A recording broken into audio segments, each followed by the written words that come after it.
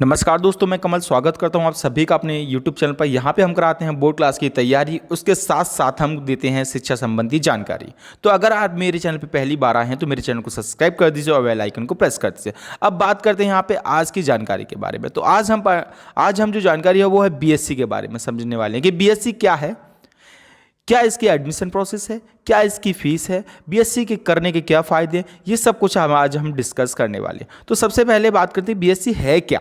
तो बीएससी जो है उसका जो पूरा नाम है वो है बैचलर ऑफ साइंस। बीएससी का पूरा नाम क्या है? Bachelor of science. ये एक अंडर ग्रेजुएट कोर्स है और जो कि 12th क्लास के बाद किया जाता है।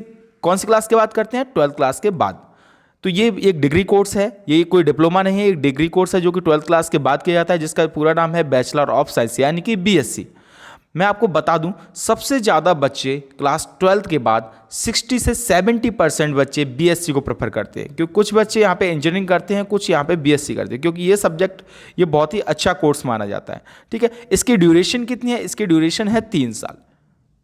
अब इसकी ड्यूरेशन 3 साल का कोर्स है, ये क्लास 12th के बाद होता है, इसका नाम है बीएससी। अब बात करते हैं यहाँ पे हम लोग कि आप बीएससी किस किस तरीके से कर सकते हो। तो देखो, बीएससी 2 तरीके से हो सकती है, एक जनरल से, दूसरी ऑनर्स से। सब्जेक्ट के बारे में हम नहीं समझेंगे, पहले समझेंगे बीएससी कितने तरीके से। दो तरीके से हो सकती है, एक जनरल से, दूसरी ऑनर्स से। देखो, जनरल का मतलब ये है कि इसमें जो सब्जेक्ट होंगे वो कॉमन सब्जेक्ट होंगे, जैसे पीसीएम, ये सब कुछ, यानी कि आपको सभी के बारे में बराबर बराबर पढ़ना पड़ेगा।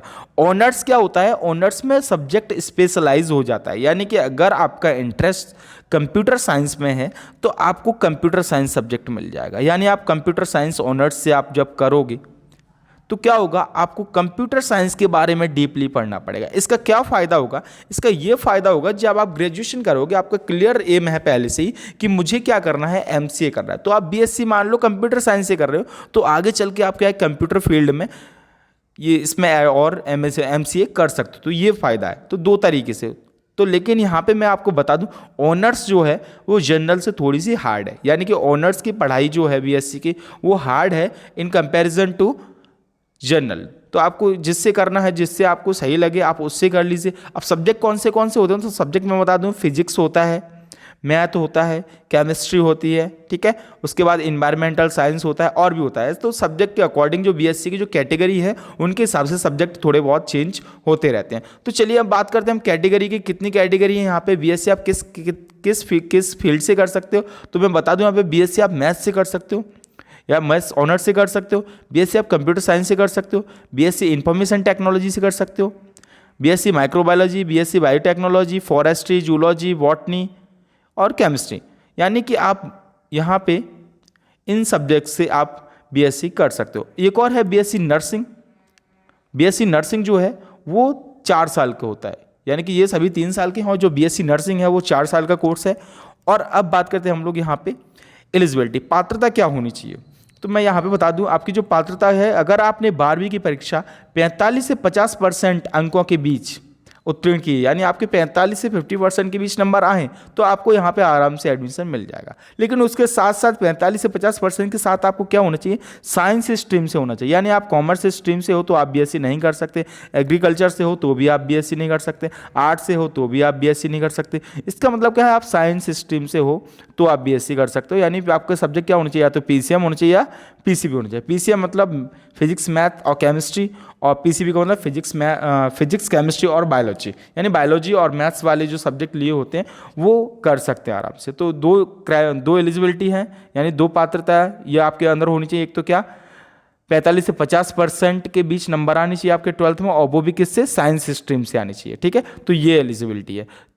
आगे बात करते हैं हम लोग यहाँ पे एडमिशन की प्रोसेस क्या है। तो एडमिशन की कोई प्रोसेस नहीं है। देखो यहाँ पे जो मेनली इसका जो एडमिशन हो जाता है वो आपके 12वीं के अंकों के आधार पर, यानी आपकी 45 से 50% आई है तो आपको एडमिशन किसी भी कॉलेज में मिल जाएगा, अधिकतर कॉलेजों में मिल जाएगा। लेकिन कुछ कॉलेज और कुछ यूनिवर्सिटीज़ ऐसे हैं वो क्या करते हैं, वो इसका एंट्रेंस कराते हैं। वो क्या कराते हैं, इसका एंट्रेंस कराते हैं। उस एंट्रेंस के आधार पर आपको एडमिशन देते हैं। तो ज़्यादातर जो यूनिवर्सिटीज़ होते हैं, विश्वविद्यालय होते हैं, वो एंट्रेंस ज़्यादा कराते हैं, कॉलेजेस कम कराते हैं। कॉलेज आपको मार्कशीट के अकॉर्डिंग, यानी कि आपके 12th के जो मार्क्स हैं उनके बेस पर ही आपको एडमिशन दे देते हैं। अब बात करते हैं हम यहाँ पे फीस कितनी लगेगी। तो देखो, पूरे कोर्स की जो लगभग फीस है वो 25 से 30 हज़ार हो जाती है, लेकिन नर्सिंग को छोड़कर, क्योंकि नर्सिंग की जो फीस है वो 4 साल की बहुत ज़्यादा होती है। वो आपको 2 से 2.5 लाख रुपए आपको इन्वेस्ट करना पड़ेगा, और ज़्यादा भी हो सकता है, ये मुझे सही कंफर्म नहीं, लेकिन 2 लाख या 2.5 लाख के अराउंड आपको इतने पैसे देने पड़ेंगे। लेकिन आप इनमें से करते हो जो 3 साल डिग्री कोर्स हैं, और तो आपका जो खर्चा आएगा वो 25 से 30 हज़ार के बीच आ जाएगा। लगभग बता रहा हूँ, इतना क्लियर नहीं मैं बता सकता, ठीक है, क्योंकि जब मैंने किया था तो मेरा तो बस 30 हज़ार में हो गया था, क्योंकि मेरा गवर्नमेंट कॉलेज था, और मैंने गवर्नमेंट कॉलेज से जब बीएससी किया था तो मेरा 25 से 30 हज़ार रुपये खर्चा आ गया था। तो ये ज़्यादा कुछ खर्चा नहीं है, 3 साल के अंदर आपको 25 से 30 हज़ार, उसके अलावा आपको स्कॉलरशिप भी मिल जाएगी, तो बहुत ही कम खर्चे में। मैं आपको बोलूँगा कि आप गवर्नमेंट कॉलेज से बीएससी कीजिए, तो आपको ज़्यादा इसका फ़ायदा मिलेगा, क्योंकि आपको कम फीस भरनी पड़ेगी, और इस तरीके से आप अपनी फ़ीस को थोड़ा बचा सकते हो। अब बात करते हैं यहाँ पे जो यूनिवर्सिटीज़ हैं जो कि एडमिशन देती है बीएससी के लिए, कौन कौन सी हैं। देखो कुछ यूनिवर्सिटी, बहुत सारी यूनिवर्सिटीज़ हैं ऐसे तो इंडिया के अंदर, लेकिन मैं कुछ आपको यूनिवर्सिटी के नाम बता देता हूँ। जैसे दिल्ली यूनिवर्सिटी, डीयू, मैं बता दूं यहाँ पे डीयू में अगर आपको एडमिशन चाहिए तो आपको कम से कम 90% आनी चाहिए, कम से कम 90, क्योंकि ये एंट्रेंस बेस पे एडमिशन देता है। उसके बाद जीवाजी यूनिवर्सिटी, ये भी इंट्रेंस इसमें भी होता है, लेकिन एक नॉर्मल सा एंट्रेंस होता है। डीएवी और सागर यूनिवर्सिटी, ये सब क्या है, ये बीएससी कराती हैं, और भी कई कॉलेज हैं। तो मैं आपको बोलूँगा अगर आपकी 45 to 50% आती है तो आप एंट्रेंस ना दे के सीधा जो भी आपको, मेरे हिसाब से तो आप डायरेक्ट कॉलेज में एडमिशन ले लीजिए, तो वहाँ से आपको ज़्यादा फायदा। अब बात करते हैं स्कोप कि फ़ायदा क्या है बीएससी करने का। तो देखो बीएससी करने का ये फ़ायदा है, मैं आपको बता दूं, बीएससी करने के बाद एमएससी कर लीजिए, तो आप क्या है किसी भी कॉलेज में एज ए प्रोफेसर या फिर किसी भी स्कूल में एज ए प्रिंसिपल आप वर्क कर सकते हो, ठीक है। तो आप पहला क्या है, आप एज ए प्रिंसिपल या फिर टीचिंग, या सिंपल सी बात है टीचिंग लाइन में आप जा सकते हो, ठीक है। दूसरा क्या है, आप बीएससी अगर मान के चलो आपने कंप्यूटर साइंस की है तो आप एमसी कर लो आगे चल के, और एमसी करने के बाद क्या होगा, आप कंप्यूटर फील्ड में चले जाओगे, यानी कि जो वेब डिज़ाइनिंग है, और एमसी करने के बाद प्रोग्रामिंग फील्ड है उसमें चले जाओगे, तो वहाँ पे भी आप बहुत सारा पैसा कमा सकते हो, ठीक है। दूसरा ये हो गया। तीसरा क्या फ़ायदा है, तीसरा ये फ़ायदा है इसका कि आप जितने भी गवर्नमेंट कॉलेज, जितने भी गवर्नमेंट जॉब है उनमें ग्रेजुएशन चाहिए होता है। कई जॉब होती हैं जो गवर्नमेंट की, उनमें क्या ग्रेजुएशन चाहिए होते हैं, तो इन सब में ये डिग्री जो है वो काम करेगी। यानी कि जैसे पीएससी और भी हैं, आईएएस, उन सब में जहाँ पे भी ग्रेजुएशन मेनली जो है वहाँ पे ये काम करेगी। तो ये डिग्री बहुत ही अच्छी डिग्री है, अगर आप करना चाहते तो बिल्कुल कीजिए। तो मेरे द्वारा जो भी जानकारी दी गई है, मुझे लगता है कि अब आपको बिल्कुल समझ में आ गया होगा क्या है बीएससी। तो अगर आपको ये वीडियो पसंद आया हो तो मेरे चैनल को सब्सक्राइब कर लीजिए, और इस वीडियो को लाइक ज़रूर कर दीजिए, ठीक है। और थैंक यू। अगर आप जो भी चाहते हो उसकी जानकारी, तो आप उसकी जानकारी के लिए आप कमेंट में लिख सकते हो। धन्यवाद।